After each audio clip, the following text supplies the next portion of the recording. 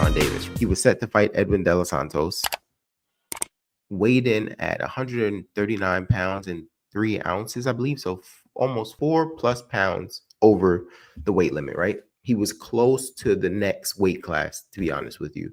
So he comes in at almost 140, and he's very cocky about it.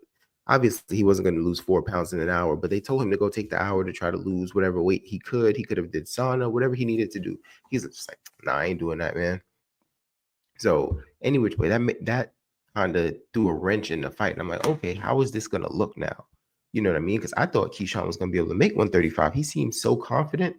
When I heard that he missed weight, I was shocked. I'm like, this guy is so confident. He didn't seem like he had anything to hide. So he missed weight.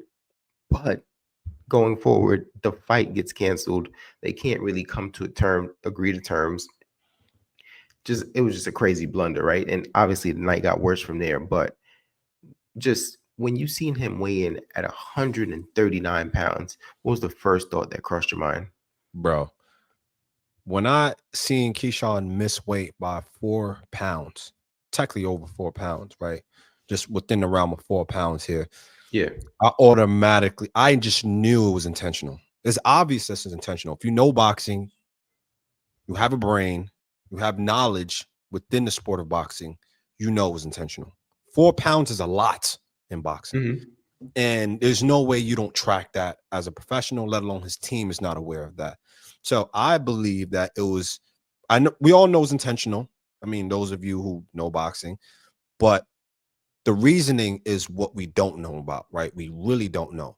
Yeah. I believe it was more so to gain an unfair advantage over De Los Santos, right? Because he could have obviously, if he knew he wasn't going to make weight, he could have just had his team reach out to De Los Santos' team and let's just fight at a catch weight at a 139 or 138 or even 140 and not for the belt.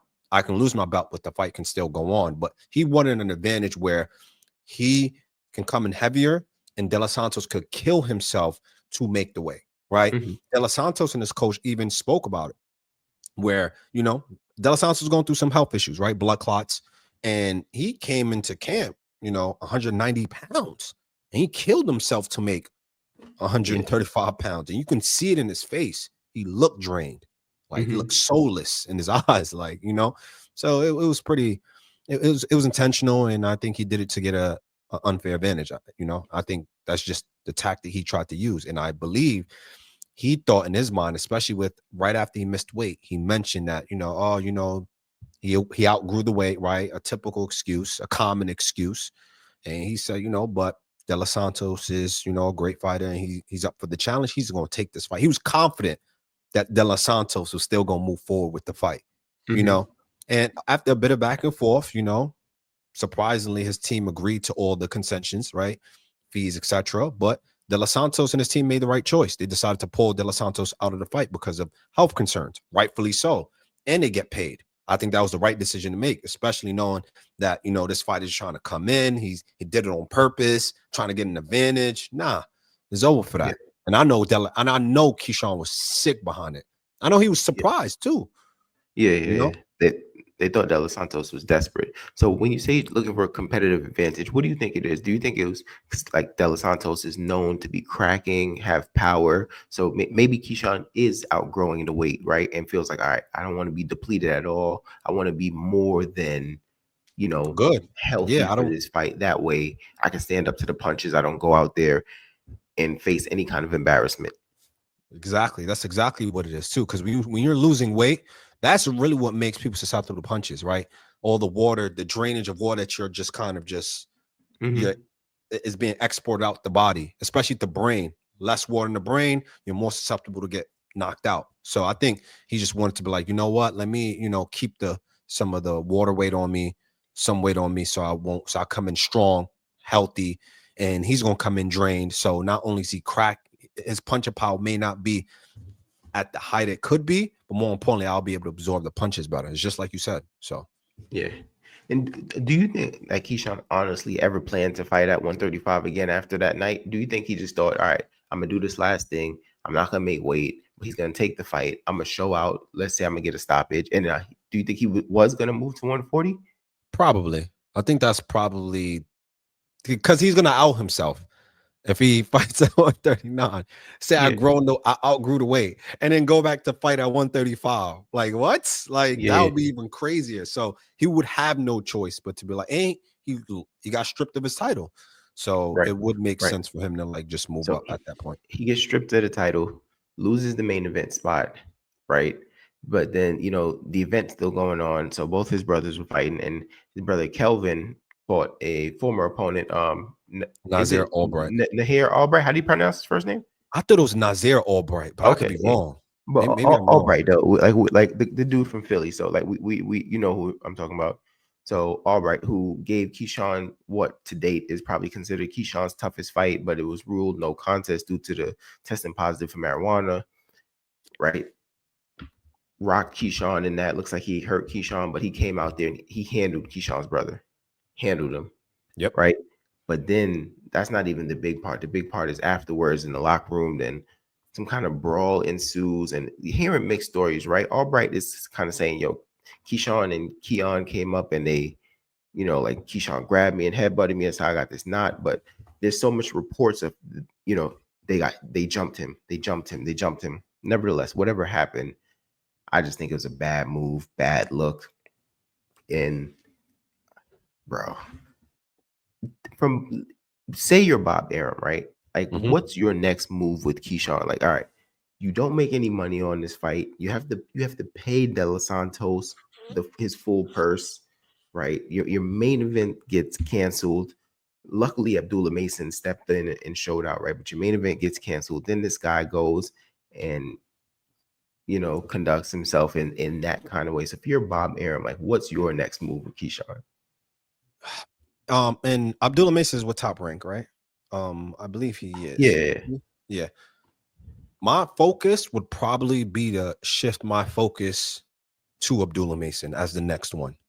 Okay. Because after what happened, that tells me this guy right here is willing to uproot every and anything in a single night. Like, you know what I mean? Mhm. Like, I get it. Like, sometimes you may get into a situation where it warrants violence or it warrants you to really just have to get crazy, right?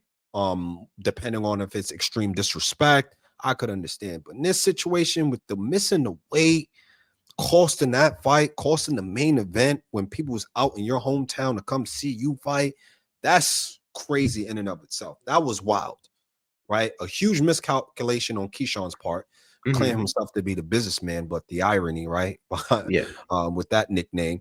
And then, I don't know what specifically happened, but if what was reported is accurate, where they're saying that Nazir and Albright and his team was celebrating in one locker room, Keyshawn was upset, especially with everything that happened that day, him not having to fight, his brother losing, and hearing him celebrating and hearing a few things, and him walking into that locker room to even put hands on Albright, regardless of the situation, it is wild to me, right? And if Yeah. I'm, and if I'm essentially the promoter, or if I'm the person in charge managing his career, and I'm sitting back and looking at these things, I'm just like, what? Like, this guy's a liability. He is a liability. You know what I mean? I don't know what he Mhm. has going on, but he's a liability. And my focus would strictly be on Abdullah Mason moving forward. I'm not gonna say I would shelf Keyshawn, but I'm gonna have to like not prioritize him, because if he did it once and he's done two, he committed acts twofold in one night. Come on, Yeah. bro. He can do it again. Yeah. You know what I mean? He can do it again. Yeah. Come on. Yeah. It's wild. I know Bob is tight because Bob is a money hungry guy. We could tell. So I know Bob is tight about this. Yeah, I wouldn't be surprised if he's done, if Keyshawn's done. I know Oh, you Bob think is it's done? like, I don't know, bro. I don't like you said with Abdullah Mason there, like, why would I not just shift my focus on this guy? He's professional, he's stopping everybody. Like, people are excited to see him on the undercard. You know what I mean? So it's like, why would I not just shift my focus and try to like fast track this guy? You know what I mean? Yeah, yeah, especially So dealing with a guy that has clearly an ego issue, right? yeah, Because Keyshawn wouldn't have done that in Philly. You know what I mean? Like, he wouldn't have done that to certain fighters. He wouldn't have done that to Tank. No matter right. what, I don't know what his statement going to be. Oh, I was going through mental health issues. I don't know what excuse he's going to use, but you can tell people pick and choose the environment and the people that they select to kind of enforce how they're feeling at the time. You know what I mean? So you Yeah. can't have a volatile individual that you're pushing to the T like that, you know?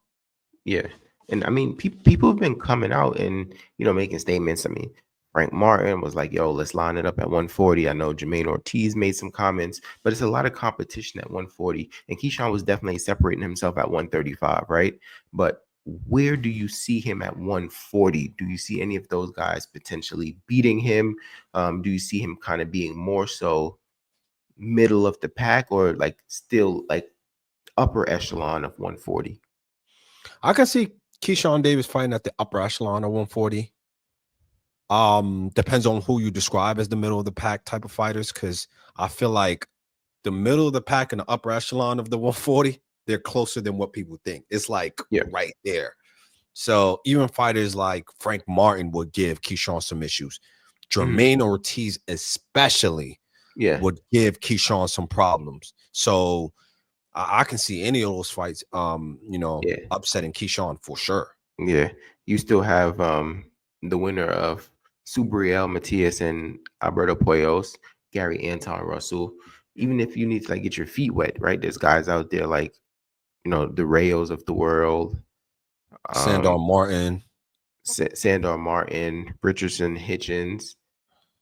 So I Yeah. mean, it's a heavy division. Like it's there's depth there. You know what I mean? But I don't know. Overall, bro, I thought the move was pretty corny. It's like, all right, you never intended to make weight, especially months after seeing a guy like Chris Eubank Jr. what he did to try to make weight, even though he missed weight, but like how seriously he took that. Like for a guy to disrespect the sport in this way is crazy to me. It's crazy. It's crazy. And then you could probably set a potential precedence. And I think you got to nip stuff like this in the bud immediately. I think boxing just needs to be more strict. I think the fines are there for a reason, right? But you got to like have more harsh fines in place, especially in contracts, right? Like have harsher contracts for when people make weight. And now force people to be like, you know what? If I can't make the weight, I got to communicate it. You know what I Yeah. mean? My health is in jail. I got to communicate it versus you just trying to get an unfair advantage and trying to pull the Ryan Garcia. You know what I Right. mean? Which in And this situation might be is arguably worse than what Ryan Garcia did, honestly. yeah, and you know what I'm forgetting too? The main guy at 140, Teofimo, the guy who you've been having back and forth with, right? Yeah. Teofimo's there. Like, what better time than now to line it up? You've been telling people Tio's scared of you. He's ducking you. You'll do this to him. You'll do that to him. Tio's at 140. It's obvious that it seems like he may want to stay at 140 because he was trying to get the Devin Haney fight at 140. You have no choice but to go to 140. What better time than now to line it up with Tio? That's true. That is very true. He's been calling out Tio for a while, saying Tio's scared. He don't know why Tio's scared of him. It's a So dangerous fight, man. for sure. Okay. I mean, I definitely want to hear from some of our supporters in the comment section. Tell us what you thought about the whole Keyshawn Davis fiasco. Um, I don't think any of us support that in boxing, but like, how bad do you think it was? What do you think is Bob Arum's next move? Who do you want to see Keyshawn fight? Make sure you jump in the comment section. Make sure you like, comment, subscribe. 2 cents short of $1. More videos coming soon.